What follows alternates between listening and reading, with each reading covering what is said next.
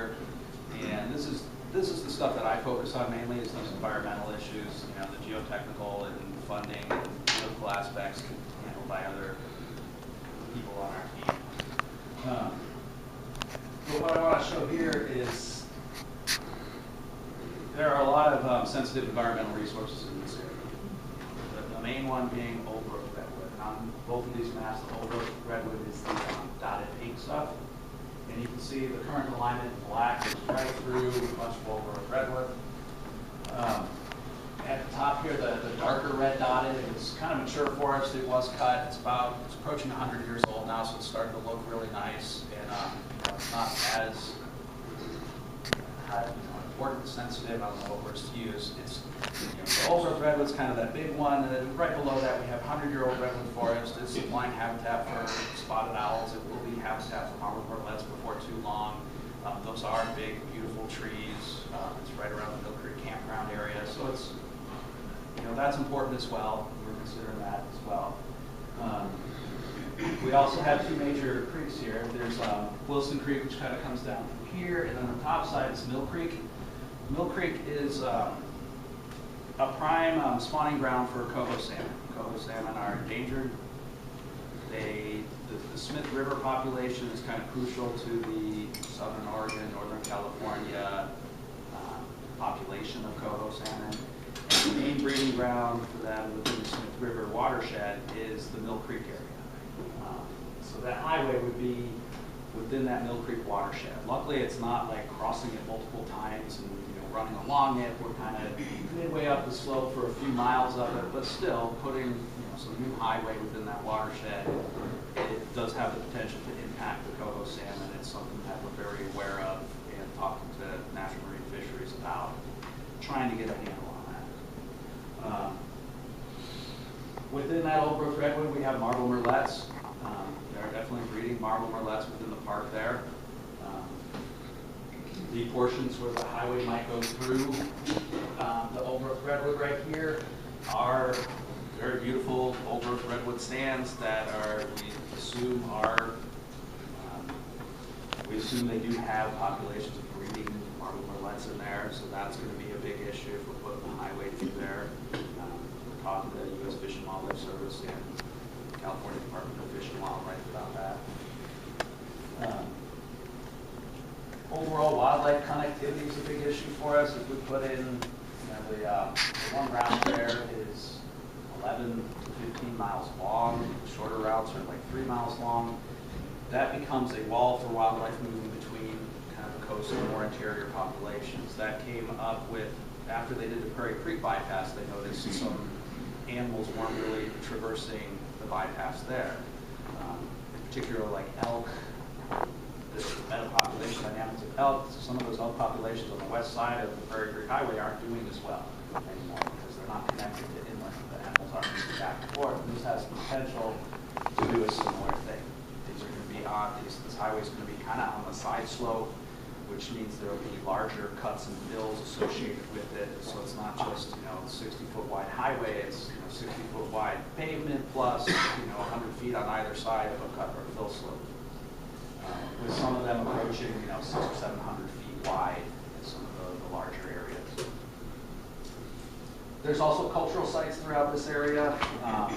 There's multiple tribes that have a vested interest in this area as historic lands for them. There's the potential to run into cultural sites throughout all these areas. We are consulting with the tribes and even drop some alternatives where we know where there's cultural sites.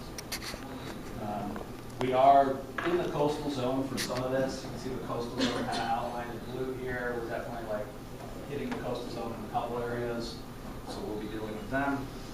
And of course, state and national parks are a big player in this, and we partner with them on it. They're very concerned about minimizing impacts to old growth redwoods and to the parks in general.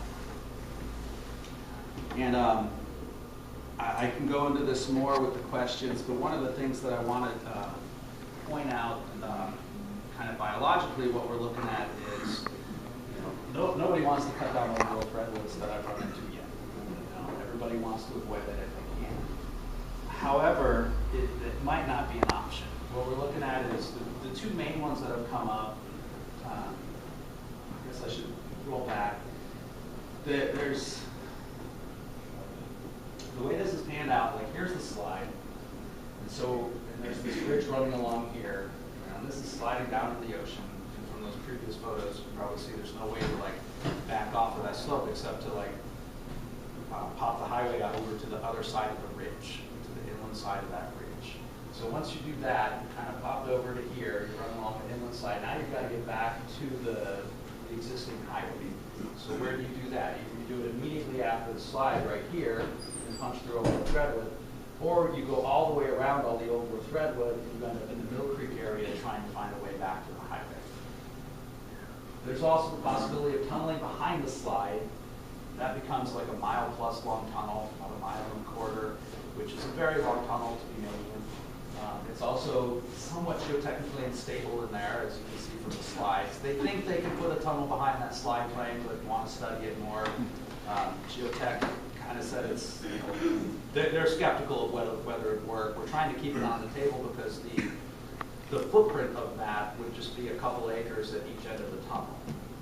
So instead of 100 to 300 acre footprint for this highway, it would just be like 10 acres, which that would be a good thing. However, we're not sure whether that will work. And we're going to keep that on the table and keep studying it. We probably will do some drilling to figure out whether or not that's feasible. So then the other two major conceptual ideas are to like do a short bypass and cut in as soon as you can. And it's kind of that would be potentially a tunnel under the ridge.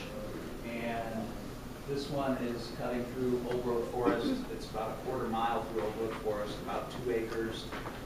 We don't have the surveys, but anywhere from like 20 to 40 large old growth trees is what we're estimating. Or we go all the way around and end up with a bypass that's 11 to 15 miles. There's patches of old growth there within the Mill Creek area, and so we have a couple different ways to reconnect to the highway up there, trying to dodge like some of the old road that's next to the highway, trying to dodge the Mill Creek campground. And that ends up being 11 to 15 miles, depending on which one, and 200 to 300 acres of footprint for the highway as well. So it's kind of coming down to like these two major ideas of do a short bypass or a long bypass. The short bypass, most likely these tunnels here aren't going to work. They're kind of like the Hail Mary. Like if that tunnel works, that's probably the way to go, and it's probably the minimum impact, but I'm not going to put all my money on that. So I'm trying to look at these other two alternatives. And that would be A2, which connects through the old growth, or C3, which is kind of the first connection up there just to make it shorter and reduce impacts on Mill Creek. A2 is about 90 acres. It's got that couple acres of old growth redwoods, and it's been estimated at about $400 million to complete. C3, which is the route around, that shortest route around all the old growth, still has the potential to take a few trees. We haven't done all the surveys. We know that there's a couple old growth trees in that area. That's about 12 miles, 230-ish acres, and about $1 billion.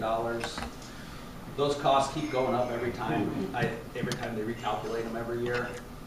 $1 billion is a lot for the North Coast area. We don't have the people or the traffic to support that. We don't have the political clout in Sacramento or Washington, D.C. to support that. We are working with politicians. We are working with FHWA to get that kind of funding. But it's a lot, basically. It's a lot. Biologically, we are dealing with that. Do we want to have those impacts within Mill Creek? Do we want to have the impacts of the wildlife connectivity with this highway going through? It's been referred to as the Berlin Wall for wildlife. Do we want to have impacts to the old growth redwoods right in prime nesting areas for marbled murrelets? Would that, cause a jeopardy call of the Endangered Species Act?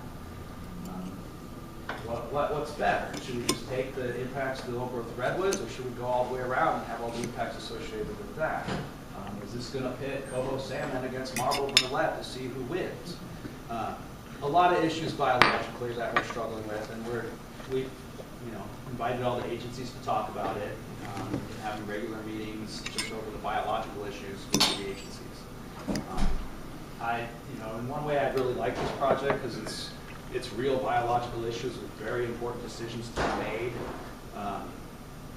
And it's kind of like, well, this is what we trained for, not like, how do we replace this culvert and bring over the impacts of a couple of culverts. Like, no, this is like real issues that will affect people for hundreds of years, have serious consequences for wildlife. So that's the overview of the environmental issues that are going on there, and I'll be happy to talk about them more on the map there. Real quick, what's going on there now? This is where those slides meet. This is the damage that's happening out there now. This wall was put in within a couple of years. It started having a crack within the wall. I believe they're fixing this. I don't think it looks like this now. I think they've got like plywood up and they've put some stuff in there.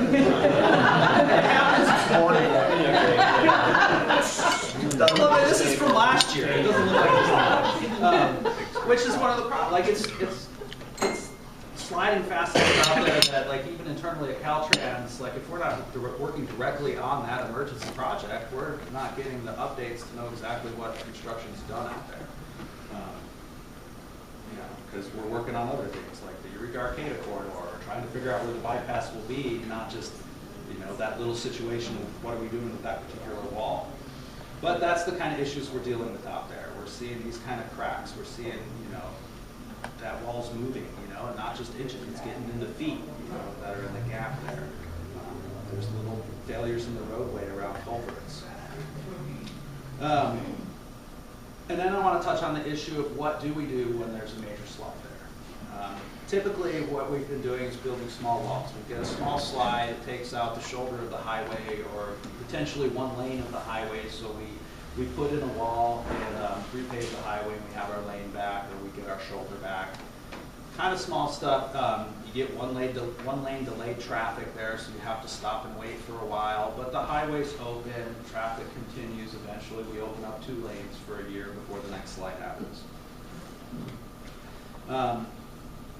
The next option would be to retreat the roadway into the hillside. The problem with that, we don't want to retreat too far into the hillside. You have a slope, then you cut a notch in it, so you've got like a little fill on this side, a little cut slope on this side. The further you cut in, the higher that cut slope goes. At the top of that ridge, we do have old growth redwood up there. So if these slides keep going and we have to retreat the highway into the hillside to get that bench for the highway, we start taking out old growth redwood at the top of the slide. Which is another thing that we're concerned about. We don't want to just cut into the hillside and take out the old growth on top. If it's better to go around it and take out old growth somewhere else or avoid old growth in the And that's not occurring yet. It's a potential, something that we might look at, but we're not there yet. This is what is not occurring at all, which is like a huge slide from the top to the bottom that takes out both lanes of the highway. That again would be cut into the hillside to maintain some kind of connection. This is another level of emergency that we have not seen in the past. We're not anticipating it happening. It's definitely not happening now, but we want to keep a broad view of what are the potential things that could happen out there so that we're ready when some of those happen. So this is the more severe emergency scenario that, I'm not putting this out there to scare you. I'm just saying, like, that's what could happen, and we are thinking about what to do with that. That's about my end there. So I'm gonna throw it back to that one because that's my best one to talk about and field questions. Just open the floor to questions at this point.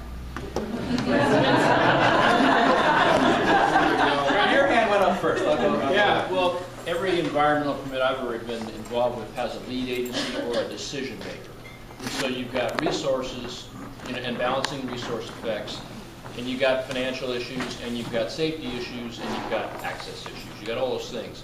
Who's the decision maker that decides if this goes or not? It's Caltrans is running the show right now. Well, somebody has to tell Caltrans. Caltrans just going to say, hey, this was good to us, we're just going to build this sucker. Well, we do have to coordinate with all those other agencies. So without an emergency scenario, typically emergency scenario is there's a slide on the highway, we've got to clean it up or patch it up. We're maintaining the current alignment